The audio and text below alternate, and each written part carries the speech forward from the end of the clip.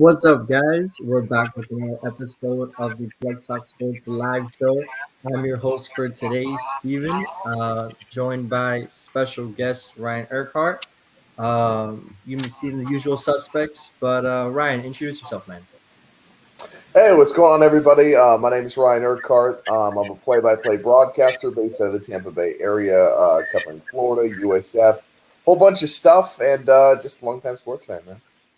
Great. Nice to have you, Ryan. Great to be on the show. Excited to talk about some college football. And honestly, we got some soccer, a little bit of everything to talk about. So it's going to be a great show today. I'm excited. Danny, Isaac, how you guys feeling? Good, man. Uh, Not too happy that Isaac's wearing that Orlando City shirt. Yeah. That's what the I real let it one. slide. I let it slide. Yeah, Danny gets upset every time. You know he I sees had to the do shirt. it too. Hey, I got Isaac with a little backup as an Orlando native myself. Nah, So please. Oh man. That's what I like to hear. Oh man. Except I for can't. Florida. I'm a little biased since I work for Inter Miami. I gotta rep Inter Miami, but yeah, Isaac. I'm sorry, bro. I can't help you out on that one. Oh man, always a good time. Well, we like to start off the show as usual with the plugs of the week. So, Danny, get it started. What was the best thing you saw all week? Well, I want to start with the worst thing because I think this was just worth mentioning. Okay. Isaac, you don't know about this, but I was on vacation last week. I was in our family apartment in Marco Island, Florida, southwest coast of Florida. And Steven here was supposed to meet with me at 8 a.m. He was supposed to be at the apartment at 7:30 so we can go fishing at 8 a.m. on the boat. This guy, I start calling him 7 a.m., getting no answer. I'm like, oh, maybe he's driving. You got to drive through the Everglades. Maybe he's just lost signal or whatever. It's now 7:30, and I have not heard anything from Steven until he finally calls me back at 7:45, and he's like, yo, my alarm didn't go off. And I'm like, bro, really? He's like, yeah, I'm still in Miami. I was like, well, bro, I'm going fishing without you. Uh, you can get ready whenever. You can have breakfast at your leisure. And you can see me when you get up here when you're done. So that's Yeah. the worst thing. It was Steven folding. Yeah, I folded on that. And it was an actual incident where my alarm didn't set correctly. Like, I'm not trying to make up a story, all right? So I'm trying to listen to this. I'm trying to have a credible source, all right? So my alarm, when you set it, it sets for the next day, the next morning. Like, it doesn't set for that same night. I don't know why. So I had set it past midnight, right? It was like 12:30. So it didn't set it for like 5 hours from now, 5 a.m. It set it for the next morning, 5 a.m. I didn't notice. I go to sleep, and then at 7:30, I wake up in a panic, like, yo, I missed it. So I completely folded. Good fishing trip. You guys got some big fish, man. I folded. What do on you use for your alarm, man? Like, this is like 2021. Like, do you use your phone? Like, you Yeah. got a new phone? You got to update it? Like, what's going on, bro? that. I don't This get guy it, was man. waiting for a pigeon to show up in his window and wake him up. Right, with a little sign, like a little. Yeah, I folded big time, man. Missed out on some big fish. I'm pissed off about that. Yeah, I think ever since we got on that boat, we were like, any fish that we get, small or big, we're taking a picture of it and sending it to Steven. Yeah, man. I just spent my morning looking at pictures of fish I could have caught, and then like it was bad. So, still went up and enjoyed the trip. Went to the beach, so it was fun. But yeah, I definitely folded. So I understand it. Isaac, what was the worst thing you saw, bro? So the the worst thing, actually have video of it, and I'll share it to you guys right now. So the Olympics obviously just wrapped up, and we'll get into that as well. But let me share the screen here. This is one of the worst things I've seen in combat sports in general. And you're gonna see the guy in red just completely knock out the guy in blue. The guy in red was leading the fight.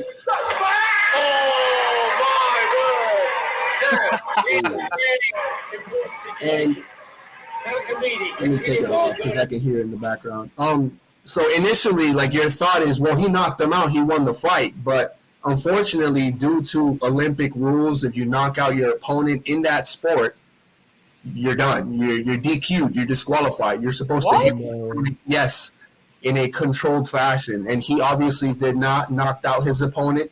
and he got DQ'd. He didn't win the gold medal, even though he was winning in points.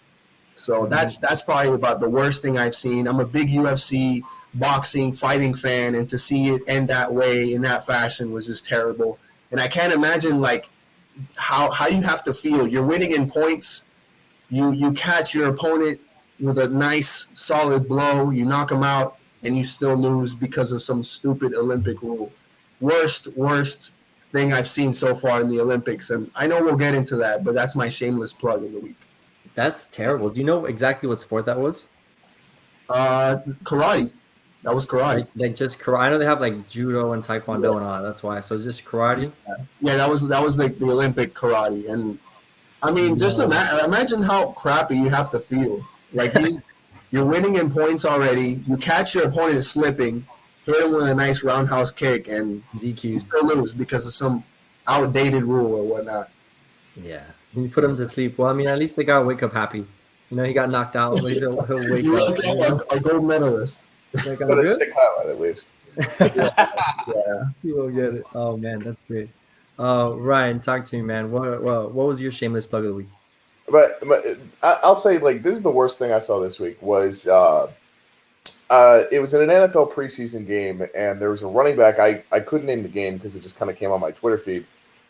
He got the carry, and he like literally carries the pile for like 10 yards, and then he gets up and he's excited, and they threw a flag on him for taunting, which like the new thing in the NFL this year is they're cracking down on like any taunting, especially if it's like the deuces we saw in the Super Bowl, like all that stuff. Like, and it was just the most like petty, needless, no fun league energy thing I have ever seen in my life. Like, dude, if I carry 11 NFL players 10 yards, I'm retiring. Like, that's it. Like, I'm going to be hyped. That's the peak of my career. This guy just did that randomly in a preseason game. He probably secured his roster spot, and then you're coming in with a flag. Miss me with that. That is the worst thing. Yeah, man, that was bad. Because I saw that too, right? So supposedly the NFL and you know the referees are going to crack down on people taunting, and like you said, you know nobody wants to see the Super Bowl, the peace sign. But when you look at the replay, all the guy really did was turn around for 1 second and give the guy like I don't know, like a little, you know, some muscle. I don't know, like he flexed in front of him for a second. Yeah. Not even anything crazy. Yeah. And that's it. It's ridiculous. I mean, I don't know what they want at this point. They want you just everybody clean shaven, shaking hands, saying "Jolly old good boy" after every tackle. Like, I don't know where they want what they're expecting. This is the most violent. This is one of the most violent games on the planet, and you're mad because like somebody was kind of excited after doing something incredible. Like, come on. Yeah. It wasn't even a scoring play. Like, I know they cracked down on scoring plays. This was just like, what, second down or something. First down run. It wasn't even like it was an interesting play. Right. The dude just carried the entire NFL defense on his back, and he can't be excited about it. He can't celebrate nothing. He just has to go about his day. Firm handshakes, although only in your own huddle. That's the only thing that's allowed. You have to make eye contact too while you if you look at, or if you give like if you do that thing accidentally where you don't go all the way in, they just get your fingers. That's another 15. You just kind of dap them up instead of like. If it's not a firm handshake, no dapping, no high fives, nothing. Right. Terrible, man. Oh my god. Yeah, and NFL's getting soft. I hope we don't see like more of that. You know, those little calls like that during the regular season. It'll get so ticky tacky and like really, you know, impact the game for no reason. I'll say this much: they're probably being harsher about it now than they're going to be week one because they're trying to kind of like set the tempo, kind of like how. Remember, like first week of school, your teachers enforce the rules harder than they did like the rest of the year. I feel like it's probably the same principle. Mm-hmm. Yeah, it makes sense. It makes sense. Tough on the preseason, guys. So funniest thing, worst thing, shameless plug. It's always funny. I'm a big baseball fan. It's always funny seeing position players pitch. So this week I got to see Brock Holt take the mound, who is, you know, a second baseman, outfielder. And this dude was whipping in little 30-mile-an-hour pitches, like literally going like this with his wrist. And he landed like 3 pitches. One was like way out of the zone, but he called it for a strike, you know, because why not? So the dude ends up going 1, 2, 3 in the inning and gets all 3 guys out in a row. throwing 30 miles an hour. He mixed in like a 65 fastball. He got, granted, the last one was a straight line drive at the right fielder, but it's 3 outs. So I mean, crazy, crazy stuff. That's probably like the funniest stuff I get to watch. Like for me, when it's like a 15-5 game, there's nothing else like watching a guy throw 50 miles an hour, and everyone's like, "What is this? I've been hitting 90 for like the past 55 games." It's hilarious, man. Oh god. So plugs of the week will come back around. Danny, what was the best thing you saw? I forgot, Steven, you probably know this guy's name, but his first career ever MLB start, Arizona Diamondbacks, gets a no hitter. Like, Mm-hmm. there's been at least 6 or 7 no hitters in this season, and I don't get it. Like, what is going on? Why are all these no hitters? Like before, it was just a thing where it was, Yeah. such a notorious thing. Like, wow, this guy got a no hitter. Like, that's amazing. Like, that rarely happens. And then this year, there's like 6 or 7 pitchers get no hitters. Yeah, and a funny stat about that. I mean, I think it was the Pirates who just got no hit, but before that, there were 6 no hitters this season, and the same team got no hit twice. Like the same 3 teams got no hit twice. So like, what are the chances of that happening? Also, but yeah, it's weird. That's now the 7th no hitter of the season. So just for a guy to go out first start in the big leagues and throw a no hitter, absolutely nuts. Like, did you guys see the video of his dad celebrating? I was gonna say Yeah. that too. His dad was in the stands. Like, what a moment! That's awesome. Hmm. Yeah, that was great. I like, you really can't have your first ever start go better than that. So Yeah, it's funny. I would Um, retire, to be honest. yeah, I because mean, I mean, it's all downhill from there. Like you can't beat that. he Hey, is. whoa. He can throw a pretty game. I still got a little bit of yeah. room. Next up There's was a a little bit pretty of good. room. Gotta cut down on those walks, son. Yeah, exactly. Maybe a hit by pitch. Isaac, what do you see, man? So we usually go like, what's the last thing or what's the best thing you saw this week? Mine's a little late, okay, but we didn't have an episode last week, so I thought I'd just use it again. It was Cyril Gahn in the UFC beating Derek Lewis, who has such a powerful right hand.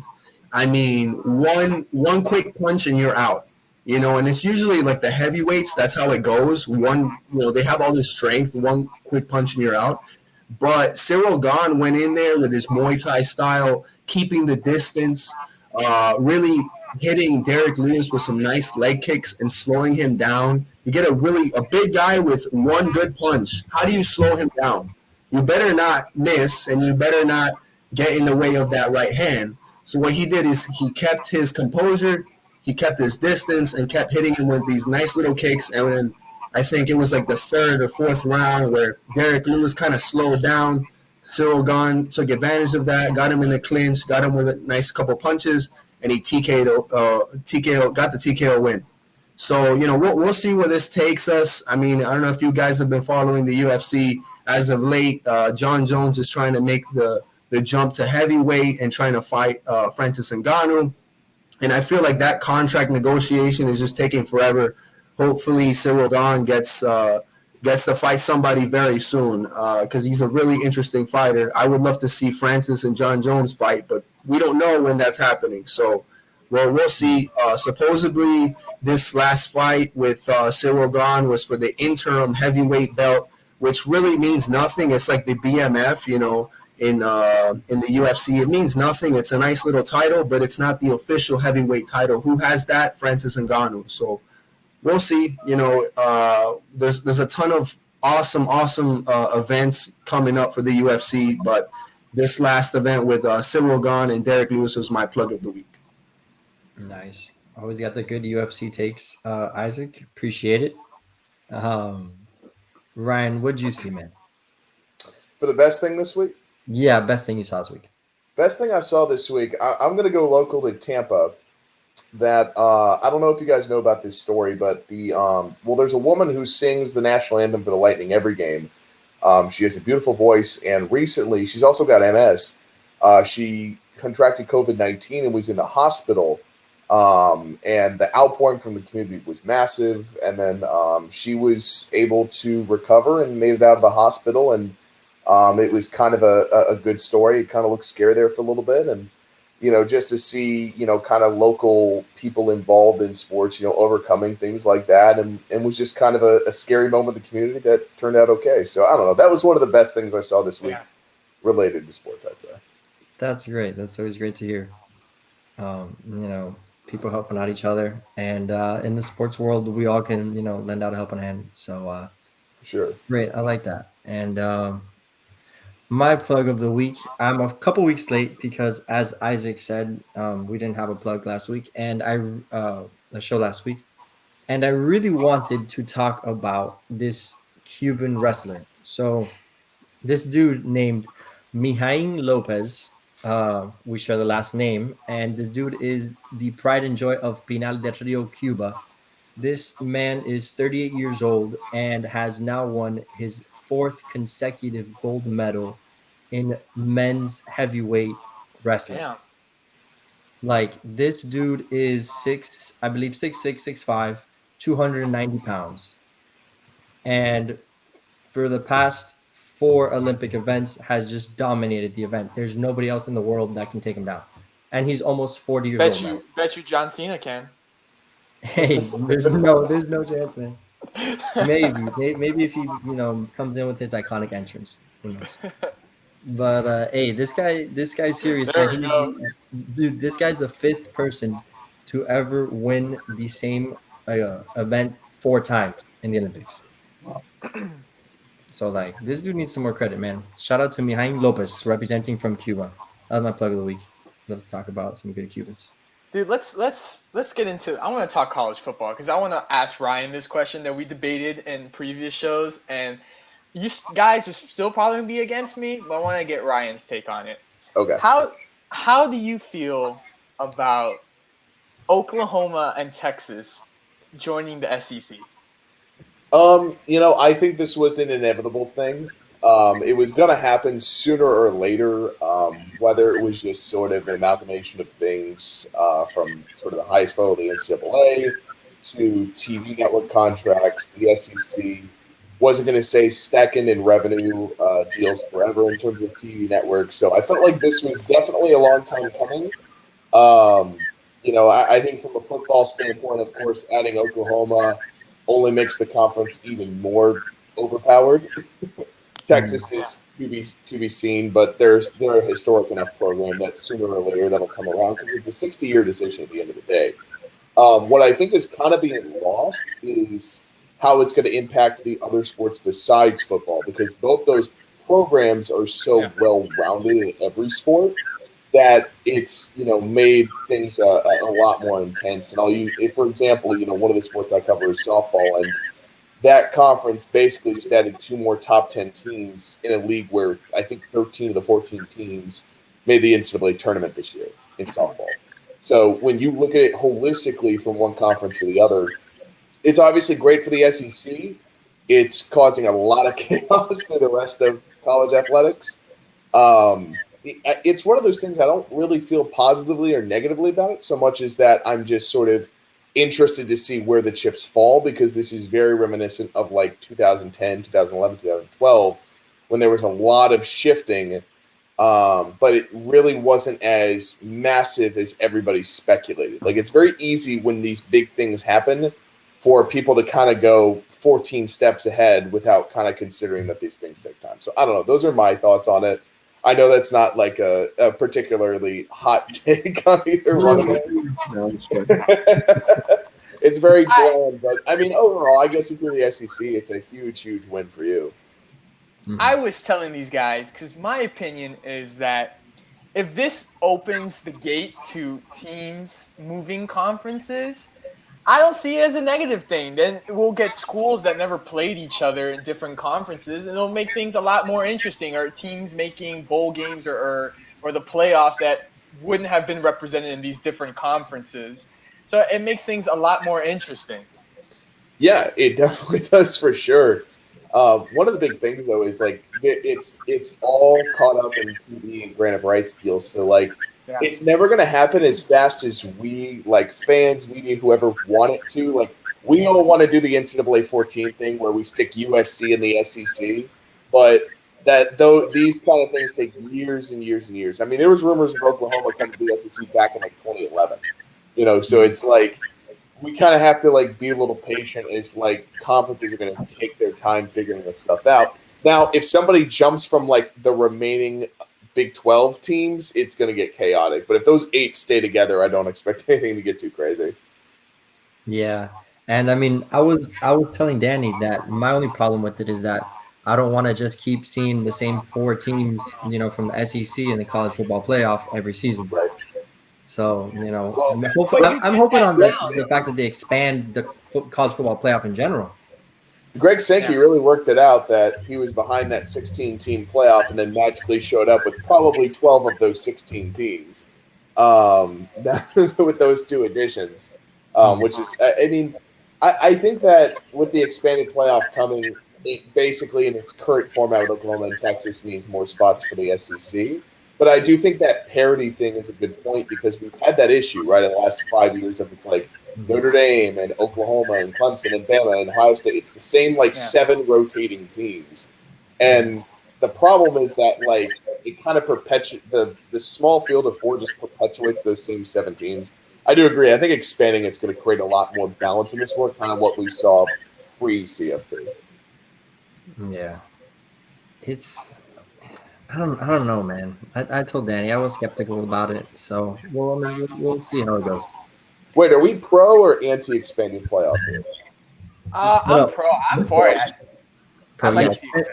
Yeah, expanding I playoffs. just feel like this creates a scenario where you have more SEC teams, rather than the other conferences. But I'm on team automatic qualifiers for all conference champions and like trying to kind of limit it from being super over like unbalanced.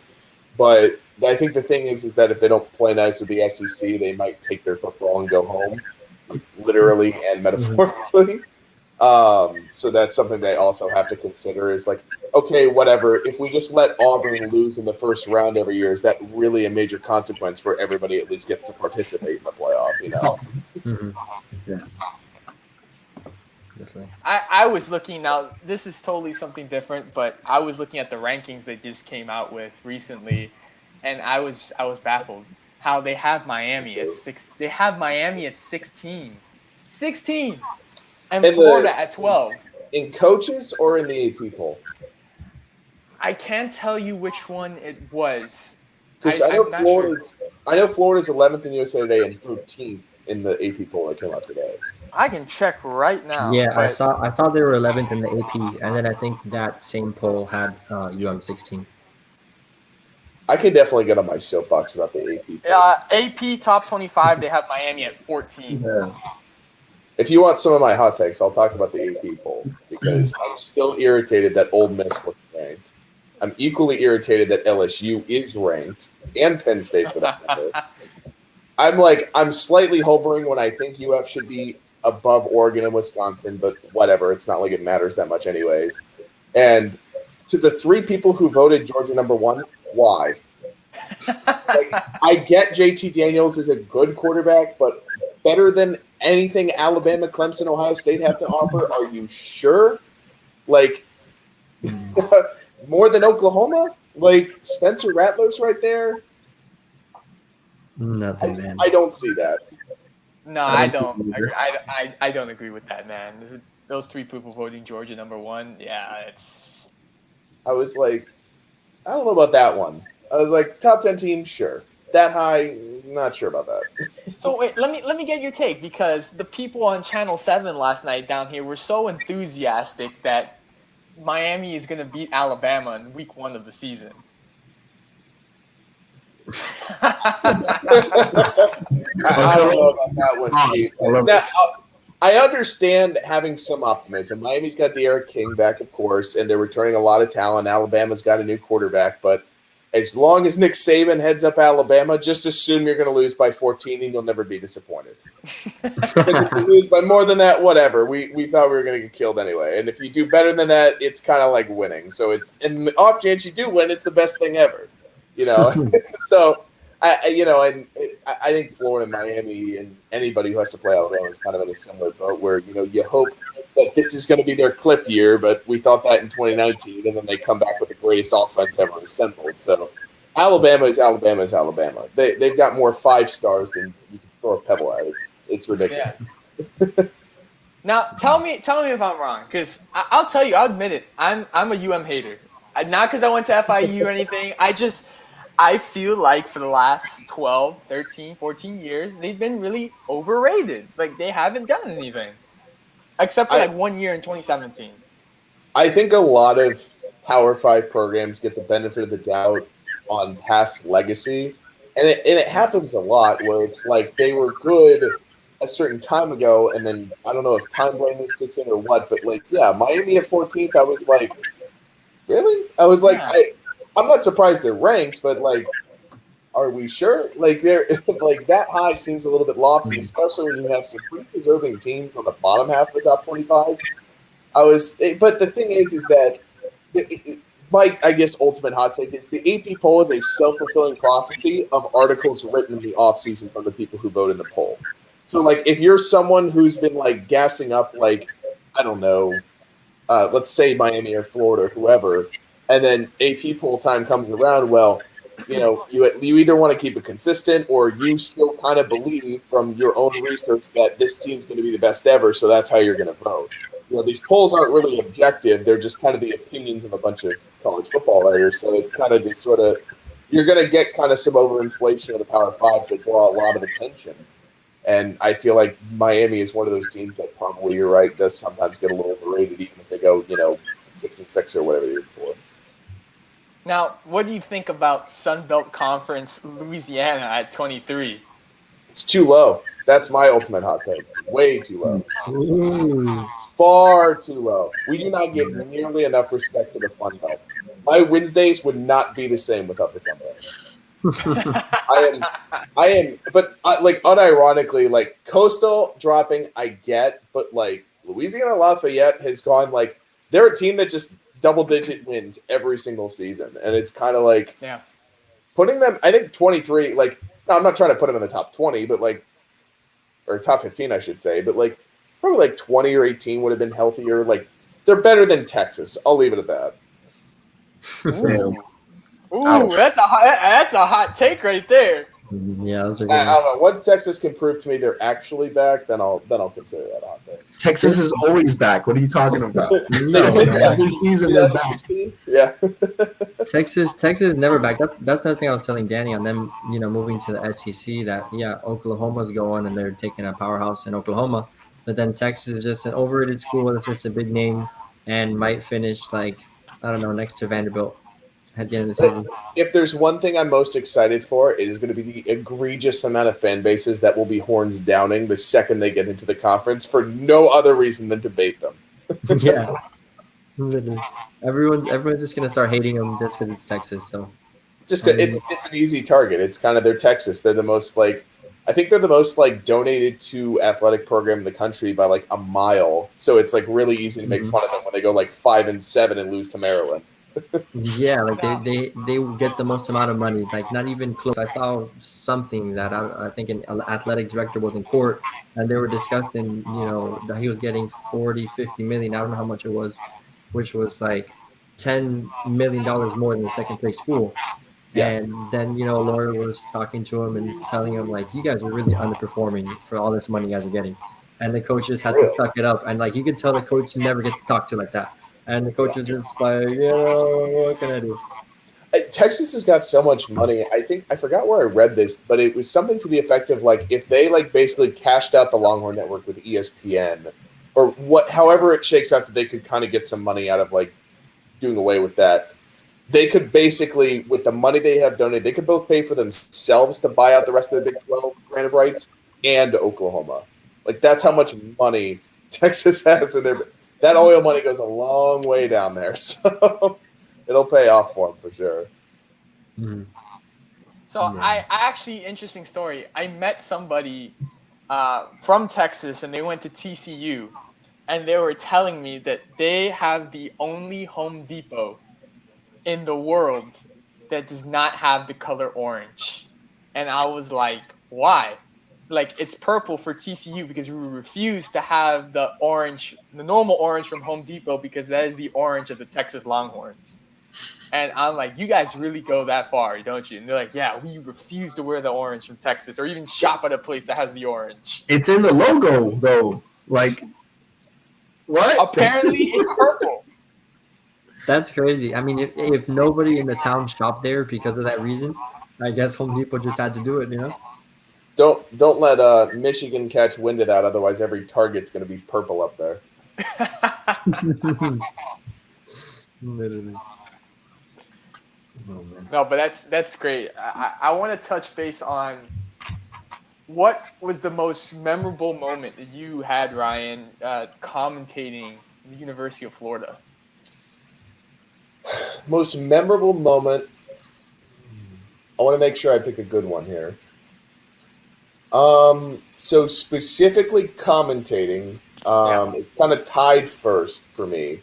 One was being on the call for Florida this past year, walking off to win the SEC championship against Texas A&M, and then in the same day I got to walk across the stage for graduation, which was cool. Nice. It was like a year. It was like a year late, but I was like, I'll still take this kind of double W in one day. So that's okay for me. The other one is the first TV game I ever did on the SEC Network Plus. This was like a month before the pandemic hit. The first TV game I ever did, I was like, all right, like this is a midweek against Jacksonville. Like, you know, this should be over in 5 innings. And it was. And I was expecting a low-pressure game. But that same day, Florida threw a no-hitter, which for any broadcaster ramps up the pressure to like 100 because you kind of have to do this delicate balancing act of you can't ignore the no-hitter, but you also don't want to anger Twitter by like over-talking about it, and then she gives up a hit, and then you just open the floodgates on yourself. At least I try to be cautious about that. But I would say those are my top two. So basically, the first TV game I ever did was a no-hitter, and then the other one was when Florida walked off for the SEC championship. There's too many moments to count because it's been a great experience doing that stuff. And there's been so many exciting finishes and crazy games and comebacks and just insane stuff that has kind of gone down. On the no-hitter, I've always wanted to ask. So you have to use the word no-hitter, right? Because you have to describe what's going on.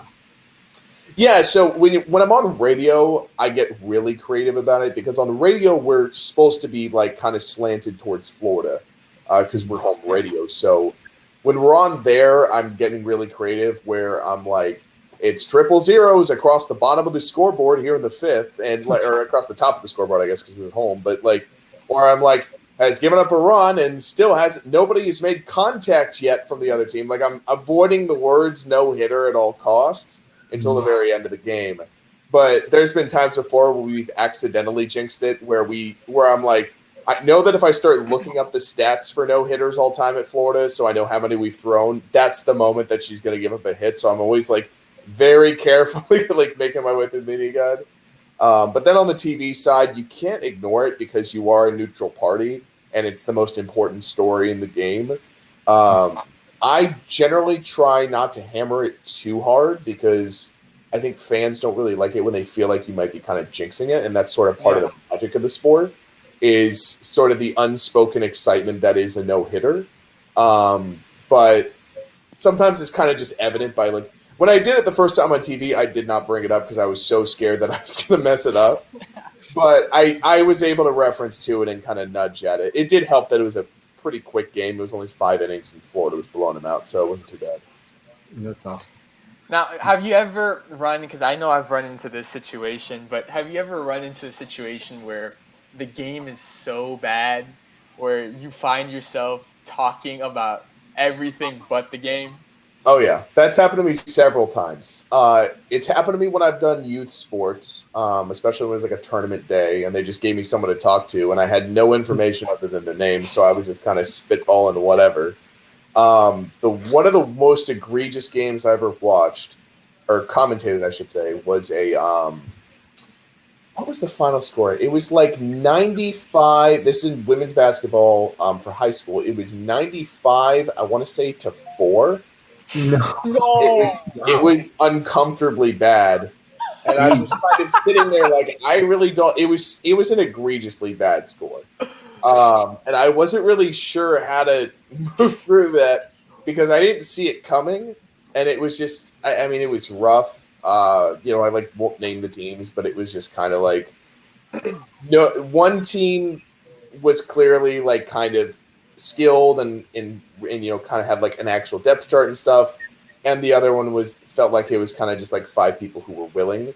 And it was rough. But in those situations, you're kind of just, especially when you're dealing with anybody who's like high school or youth, you kind of just sit there and just sort of describe it neutrally and try not to hone on it as best you can. You don't want to put salt in the wound, but also like there's not much you can really get excited for on the, when they just hit a 3 to go up 89-2 or whatever it was.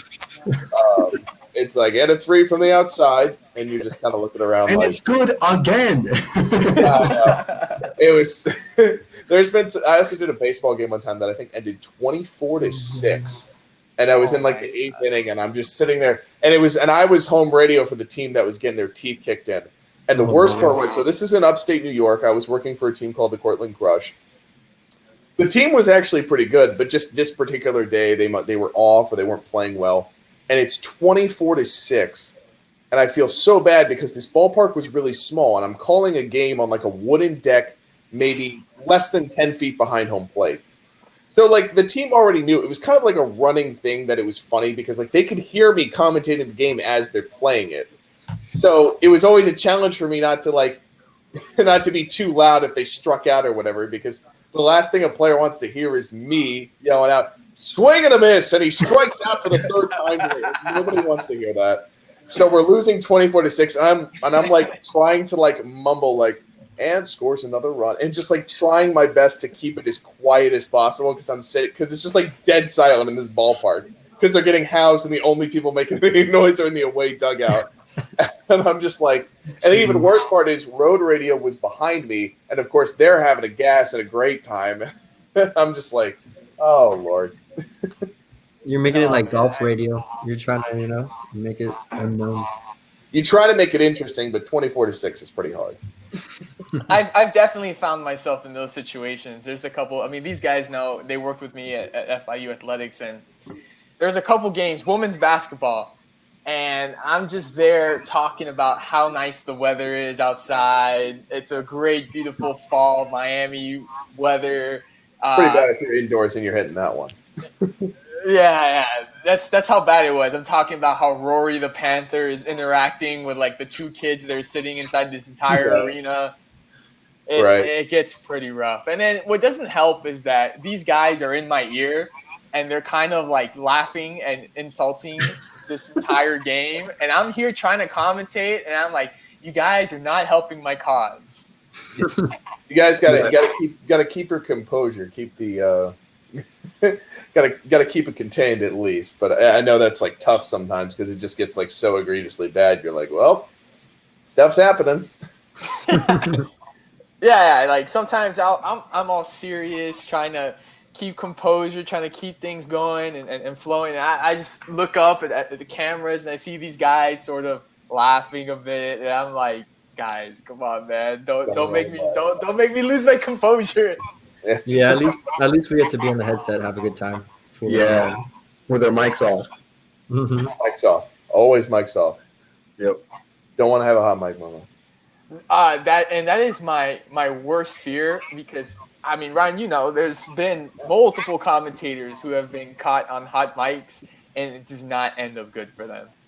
No, it doesn't, and it's like you have to have respect for microphones because you never know. And like we've all had like slip ups before where it's like oops, it's on, but like if you're lucky, it's like when nobody's around or whatever. But it's like, I think one of my favorite hot mic moments ever was it was a college game day like 4 years ago when Lee Corso said the F word on College Game Day. I don't know if you guys have ever seen that clip where he says, F it, and he throws the megaphone and like picks the other mascot head, and the rest of the desk looks petrified because he just dropped the F-bomb on like this like family show basically. No, was it College Game Day? Yeah, it was College Game Day. It was SMU in Houston. This is like a while ago. And Lee Corso had it was time for him to make his headgear pick, and he picks up an SMU megaphone, and he just kind of looks at it, looks at the crowd, and goes, F it. And he but he says the F word. He throws the megaphone, and he picks up the Houston head. Kirk Herbstreit's eyes are a mile wide, and he's laughing, but he's also looking over to the side of the producers to see their reaction because the star of their show just dropped the F-bomb.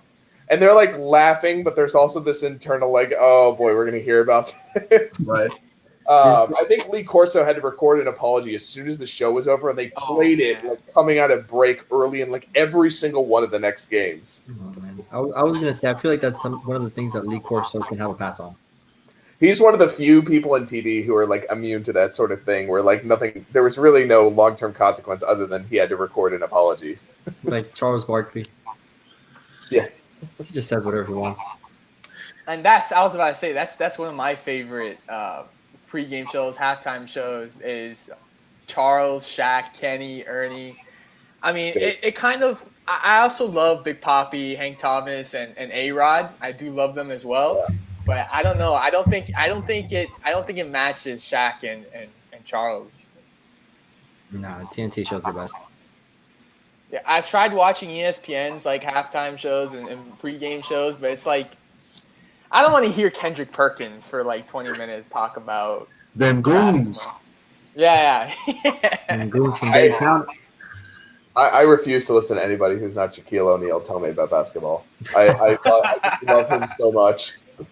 Him and Charles Barkley, just the absolute hilarity that always ensues on TNT or any of that stuff. Especially when March Madness comes around, it's just insanity. Oh yeah, there's no matching it. And definitely gonna they brought D Wade along on Tuesday nights with Shaq and Candace Parker, and I mean that's been all right, but just there's always people that just click, and Charles and Shaq they just click, and I think they put their feud behind them and they joke around it, and I like it. It's good. It makes for good TV. Yeah, good stuff. Well, guys, time to bring up a segment that I know it's a little tardy. The Olympics have ended, but it's something I wanted to bring up in the last show because it's just such a fun conversation. Now, if you guys had 4 years to train for the Olympics, what event do you think you can compete in at least, or get a medal in? Maybe. Why not? Who wants to go first, Danny? What do you got? Come back to me. I gotta think about this one thoroughly. So I guess I'll cheat because I wrestled in high school, so I'll say wrestling. And actually, the good thing is too, I won't be heavyweight. I'll be middleweight or something to avoid that guy you mentioned, Steven, the gold medalist. I'll avoid him. But yeah, wrestling. Are you still thinking, Ryan? Oh boy, I'm trying to think. The problem is I was a former offensive lineman, so I'm not actually good at any sports other than just kind of throwing my body at defensive linemen. And I don't know. You know what? I'm going to go with fencing because I took lessons in middle school how to fence. And I guess, I don't know, maybe I'll channel my inner sword fighter or something. I got long arms, so maybe I can kind of extend past some people and score some points and maybe take home a bronze if I'm really lucky and 12 people DQ. I was thinking about that. I mean, it seems like a pretty, suitable thing. You just learn a little bit, you got to have quick hands, quick feet. One thing I'll say about fencing, that sport hurts. I remember doing it, and you just walk away. Every day you just got bruises, and you just cope with it. That's just actually hurts. That little sword actually hurts. Oh my god, yeah. Well, so it's an actual metal sword, but it has a rubber nub at the end of it. And when people are trying to touch you, they're not lightly touching you. They're legitimately hammering into your body. So it leaves bruises. I would get done. I would take fencing lessons with my brother, and we get done, and we both have bruises all over our chest. That is absolutely hilarious. I'm this is kind of brutal. I mean, I'm stuck, man. I don't know. I mean, Steven, Isaac, you guys know me best. What do you think I'd be good at the Olympics? Hey. I mean, other than I played soccer, but What about curling? Curling? Who told you I was good at curling? It's a good answer. That is a good answer. Hey, my answer is badminton. Badminton. I'm catching a gold. If I train for 4 years, I'm catching a gold medal in badminton. Nice. Guaranteed. You just swing the stick, get it over, swing a couple times. Is there That's it. anything bowling? Huh? Bowling. That's a good question. That is a good one. Bowling? Three White Claws in me, and I win gold. That's What Three White flavor? Claws, What flavor? and I'm hitting a perfect 300. I'll catch you guys in 2024. Honestly, you know what? I think I'm gonna go with ping pong. Yeah. I think if I trained really hard at ping pong, I'd be really good. You got the I think, forehand with the backhand? I think I got it. I think if I put the table up like Forrest Gump and I just train by myself each day, I think I can do it. Yeah, those guys are serious, man. If you're standing They like are. 6 feet behind the table hitting it, it's nuts. Well, okay, what sport do you think should be made an Olympic sport? Obviously, I think bowling. I agree with Ryan. Right? Yeah, that was a good take. If bowling, I don't think bowling's in the Olympics, but it should be Yeah. because that's just an instant.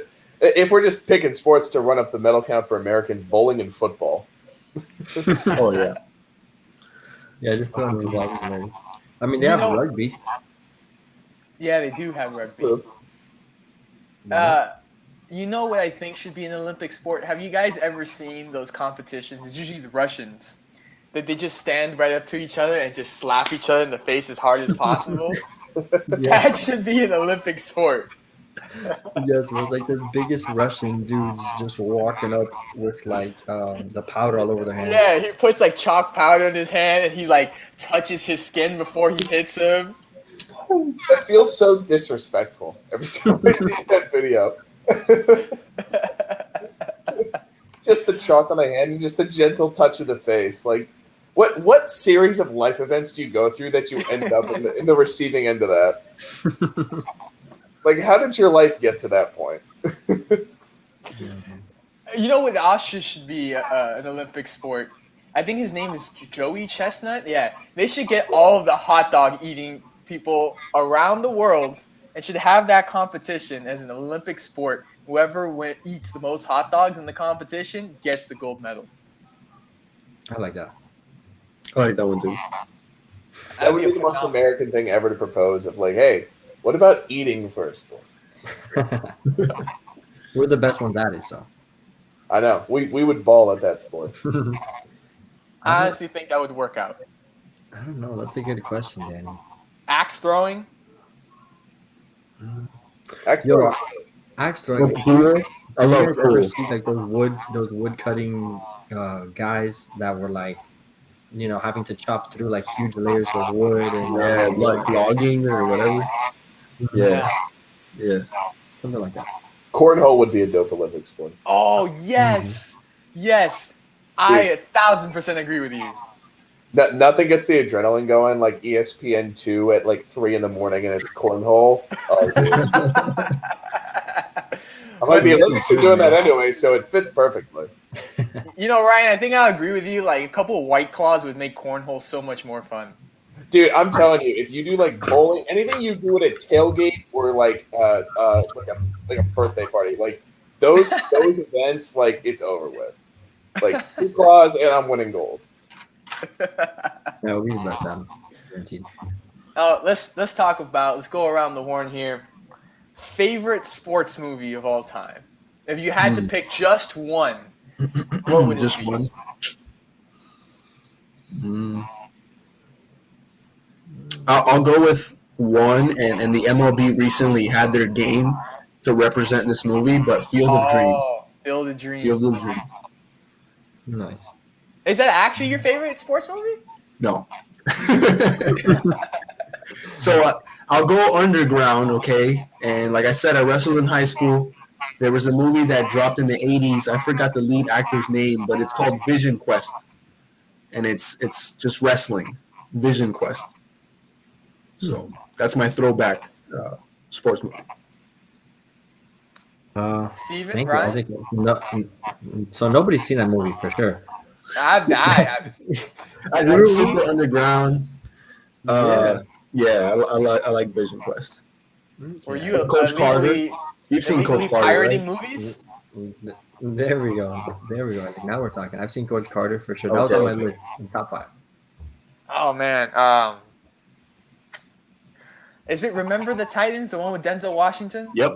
Mm-hmm. Yes, that's a fantastic movie. That was gonna be mine. Was it really? Yeah, Oh, we're man, gonna okay. remember the Titans. It just popped into my head right now. That was good. I don't know if you guys know about one called Mr. 3000 with Bernie Mac.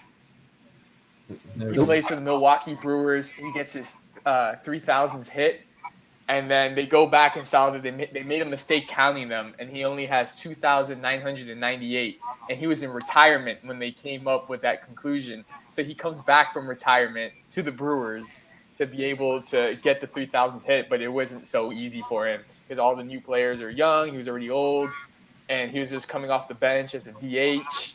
It's a really good movie. Nice. I thought Steven, you would know about it since baseball.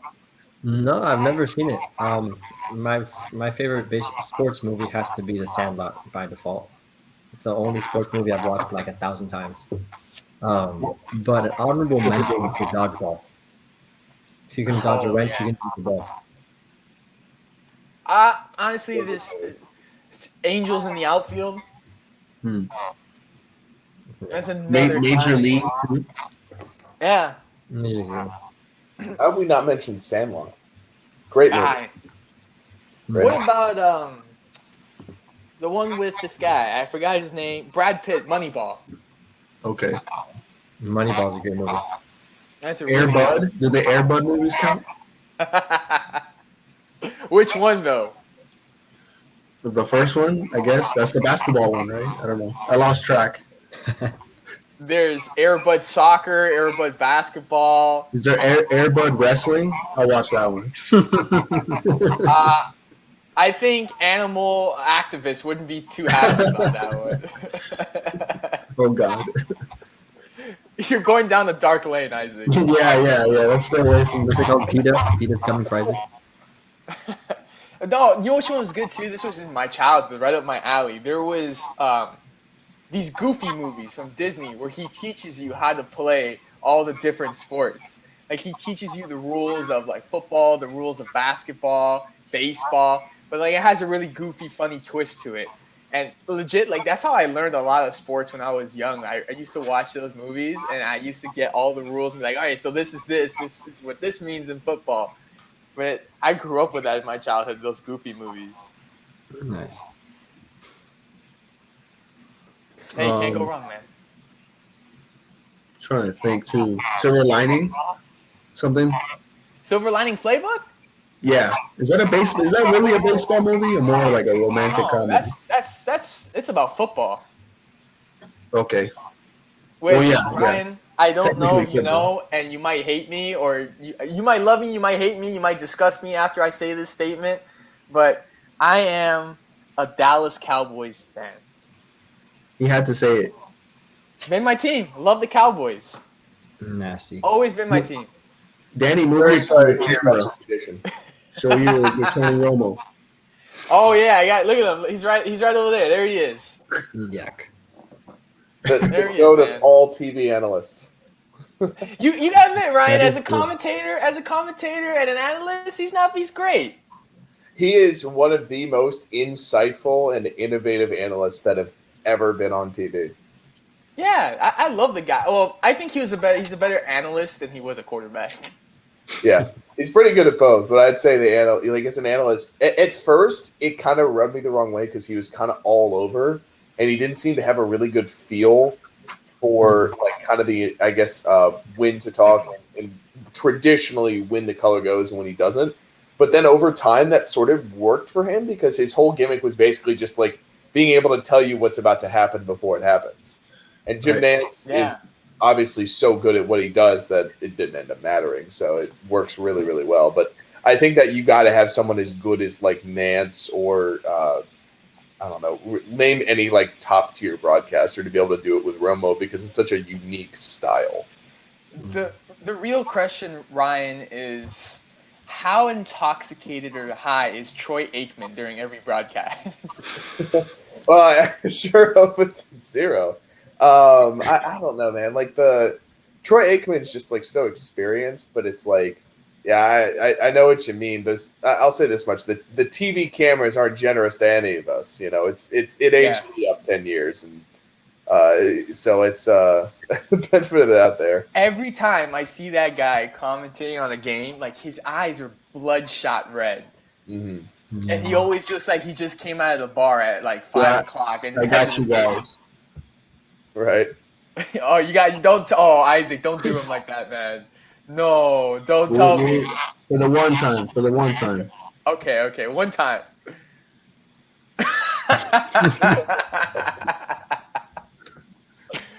I'm telling you, man. That's enough. That's enough. Well, I can say that's what my life as a Cowboys fan has been for all these years. Just tears. It's rough, man. I mean, we should look. Dez caught the ball. Dez caught the ball. He caught it. He caught it. We should have been in the Super Bowl that year. Dez caught it, and Miles Jack wasn't down. These are facts. You see, he agrees with me. Well, look, we got. I don't know what Isaac is. I know Steven shouldn't even be talking. Steven's a Colts fan. I'm a Dolphins fan, Danny. Come on. I That's why don't I'm know. staying quiet because I got nothing to say. You've had nothing to say since '72. Hey, 2008. 2008 was a nice little year. 2008, 2009. When we won the division. See, what I do is I just evenly split my fandom between the Jaguars and Buccaneers, which normally is a lot of pain, but recently has been very fun. So I've kind of been Right. catching some W's there. You're in the Tampa area. You've had the Tampa Bay Lightning. You've had the Buccaneers. The Rays made it to a World Series. I just want to say I showed up and all this happened, but the world also got a pandemic. So you win some, you lose some with me. Hey, you're much lucky up there than we have been down here in Miami. Yeah, for sure. But you know what? Miami is too big of a sports town to be down for too long. I mean, look at the Heat, though. The Heat were good in recent years. Yeah, just made it to the finals. We went to the finals and we found out that the performance by Jimmy Butler was fueled by having some shenanigans with Rachel Nichols in the bubble. You know that I'm sure that fueled his capacity. That bubble. Yeah. The very next year, which was this past year, we were trash. Got swept by the Bucks, which is okay. We can say we got swept by the new champions. But I have a very good feeling about this upcoming year with Kyle Lowry and PJ Tucker. You can take solace in not being the Orlando Magic. Big. Oh yeah. That is very true. Oh yeah. I guarantee you, Dwight Howard's been around the league. I guarantee you, at some point, he's going to end up back on the Magic. Oh yeah, absolutely. And people will buy tickets only to realize that it's Dwight Howard in 2025 and not Dwight Howard in 2009. I don't know how people are so showing up to see Dwight Howard play basketball. I think at this point, Orlando fans just want any semblance of hope after their 15th rebuild. Honestly. Yeah, and then their star rookie gets injured too. Jonathan Isaac. Yeah, So, just straight pain. and they got rid of Vucevic too. Vucevic, whatever his name is. Mm-hmm. Yeah, he got jettisoned. It's just like They're done for the next 10 years at least. yeah. Steven, hit us with the trivia question to end things off. All right, fellas. Trivia question. I looked it up. So, in the 7 seasons that Mr. Goran Dragic was with the Miami Heat, how many points per game did he average? I'm gonna go with 12.5. 12.5. I'll be generous. I'll say 14. Oh, 14. did Danny freeze on us? Yeah, I think so. It looks like an ice cube. Yeah, we lost Danny. He just checked out early, apparently. He's like, Steven, go to the trivia question. I'm done. That's when he gave his answer, immediately got off. All right, guys, I gotta go. What do you guys think?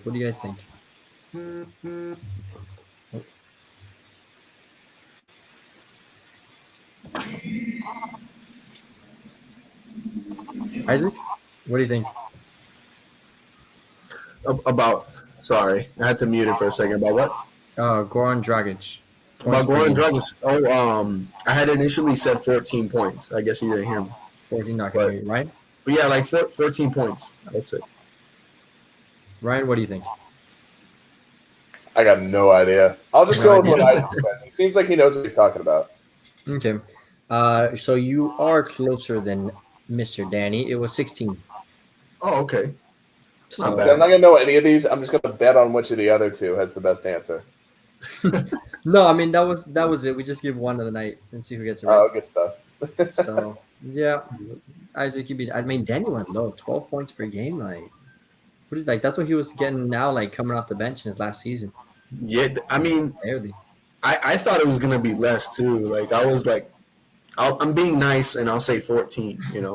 But In his best season, he averaged just about 20 a game. So I know we're wrapping it up too. But did you guys see like Goran Dragic? Like he was like, I think he was practicing, or they had interviewed him and he basically said he's not happy in Toronto. hmm And all the Toronto fans are pissed off at him now. Yeah, they did an interview of him, and they asked him, what does he think of it? And he says he doesn't want to be there. He wants to be somewhere else. That's not his final destination, or something like that. Like he Yeah, just said he man. wants out of there. He got And one then- taste at Tampa Bay and said, "I want out of the cold, man." Yeah, man, that's it. And during the interview, he had on a Heat shirt. That's right. Like he pissed off a whole country. Think about that. Never allowed back into Canada. He's banned from Canada. At least it's an interesting conversation starter, if nothing else. Yeah, man. Oh, good stuff. So that's about it. I guess Danny didn't want to end off on us, but it's all right. Us three were the last three that made it. Thanks, guys, for sticking around. Appreciate it. Ryan, thank you for Thank you, joining. Ryan. It was great to have you. Much course. appreciated. See you guys next week. Until next time, take it easy, fellas. You guys take it easy. Take it easy.